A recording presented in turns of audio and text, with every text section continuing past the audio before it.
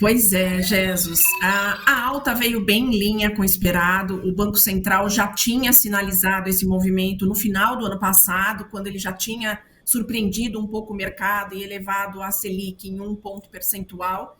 E ele já tinha se comprometido com mais duas altas de 1 ponto, né? Agora para janeiro e março.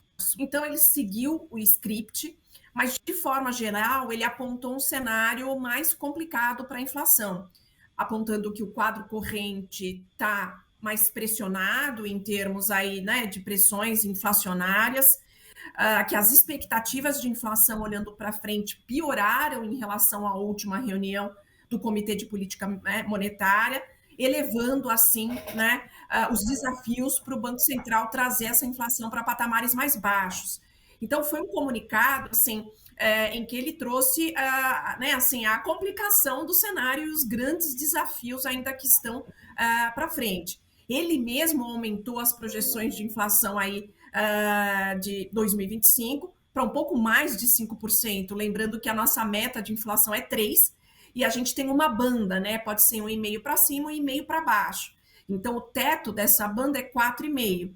O ano passado, a inflação já fechou acima do teto, e esse ano as projeções indicam que vai fechar acima do teto também. Então a gente tem um quadro bastante aí desafiador para o Banco Central. Ele deixou claro que após a reunião de março, quando ele vai aumentar a Selic novamente aí para 14,25, ele deixou aí o espaço aberto para definir o ritmo de ajuste da política monetária, mas muito ainda, né, reforçando o compromisso em trazer essa inflação mais em linha com a meta estabelecida. Então, acho que o ponto aqui, Jesus, é que essa Selic ela vai para patamares mais elevados. A gente vê um número mais ao redor de 15% para a Selic a ser atingido aí nos próximos meses, porque é isso que vai dar uma esfriada na economia e vai conseguir garantir essa redução da inflação. Lembrando que a inflação não é boa, né? A inflação não é boa para ninguém, prejudica muito a economia, mas especialmente as famílias de mais baixa renda. Então, é algo que tem que ser feito mesmo para garantir que a gente tenha uma inflação sob controle, mas passa por desaceleração da economia necessariamente, porque o crédito fica mais caro, tanto a pessoa física quanto a pessoa jurídica. Então, isso limita, por exemplo, decisões de consumo, limita decisões de investimento, e é por isso que a economia vai perdendo tração. Então, para esse ano e 2026, a gente vê uma economia crescendo bem menos do que a gente viu nos últimos anos. Só para não ter dúvida, então, na sua avaliação, um remédio amargo, mas necessário. Pois é bem isso, Jesus. Amargo, mas necessário, para a gente ter essa inflação sob controle e em patamares mais baixos, porque ela penaliza muito, todos nós aqui, mas em especial as famílias de mais baixa renda. Então, até pela literatura econômica, é isso que é defendido mesmo. Vamos adotar um remédio ruim, amargo, a gente esfria essa economia, mas pelo menos a gente garante uma trajetória bem mais favorável para a inflação, que é o que mata a economia ao longo do tempo, que é a inflação alta, né? Carolina, teve textão da Gleisi Hoffmann, não tem jeito.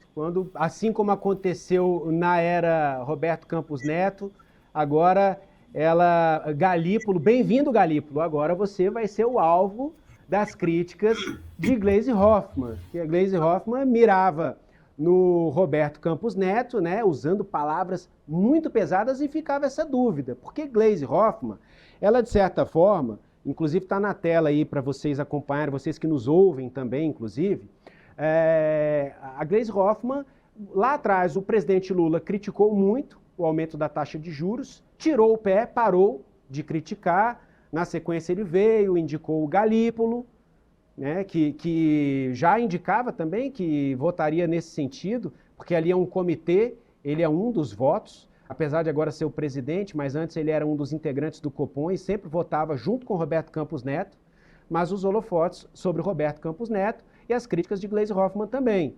Lula deixou de criticar, Gleisi Hoffmann, presidente do PT, assumiu esse papel. E agora não foi diferente. Saiu Roberto Campos Neto, entrou Galípolo, indicado por Lula, e Gleisi Hoffmann batendo. E bateu bateu mesmo, foi jab direto e cruzado aqui. Porque, olha, ela, olha só, vai tornar mais cara a conta da dívida pública, sufocar as famílias endividadas, restringir o acesso ao crédito e o crescimento da atividade econômica. Carolina, e ela é cotada aqui para assumir o ministério agora, na próxima reforma ministerial. Então, será que ela vai baixar o tom depois de assumir uma cadeira ali na esplanada dos ministérios? Né? Vai ter uma influência um pouco mais direta de Lula sobre essa comunicação de Gleisi Hoffmann? O que esperar de Gleisi Hoffmann como detentora da metralhadora contra o Banco Central, saindo da posição de presidente do PT, passando o cargo para um dos vices e assumindo efetivamente um cargo no governo federal, como já foi, né? Ela já exerceu um ministério no governo Dilma e agora no governo Lula. Essa é pelo menos a perspectiva.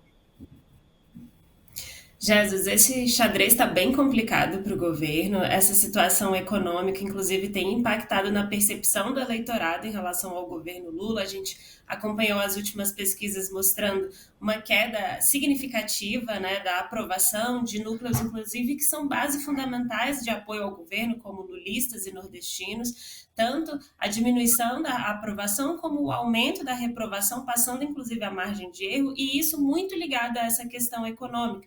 Então, o desafio na agenda econômica vai se seguir e vai ser fundamental para dar sustância ao governo para chegar em 2026.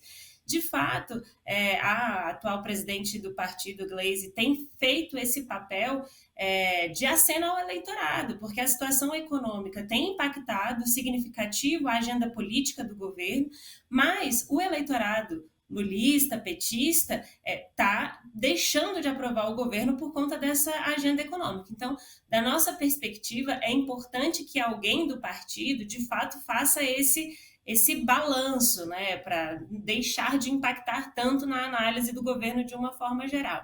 O que a gente espera, o que está sendo ventilado, né, na verdade, aí no bastidor, é que a Gleisi possa ir para a Secretaria-Geral. A Secretaria-Geral é um ministro palaciano muito ligado ao presidente e é responsável mais pela parte interna da casa, né? Isso, de fato, para tentar agradar a base governista. A nossa expectativa aí um pouco maior é com relação à Secretaria de Relações Institucionais, que é quem faz a articulação com o Congresso Nacional. Chegou-se a ser ventilado que ela poderia ir para a SRI, né, que é essa secretaria também palaciana. Nesse caso, a gente avaliaria que seria um impacto mais complicado, porque, de fato, a mensagem dela vai de encontro com o que o mercado espera, né? Então, em sendo, de fato, a Secretaria-Geral, caso se concretize, a gente avalia que o impacto político, né, seja um pouco menor, porque as ações da Secretaria são mais interna-corpóreas mesmo, menos de anúncio para fora do governo. Agora, de fato, uma vez estando na esplanada, como a gente estava acompanhando, inclusive, aí a questão reputacional das mensagens do Trump, uma vez sendo ministro, uma vez sendo representante do governo, toda e qualquer mensagem precisa ser muito bem avaliada, muito bem colocada, e a gente acredita que o novo SECOM, né, o Sidônio, consiga, de alguma forma, contemporizar essas falas para não gerar consequências gravosas aí na economia.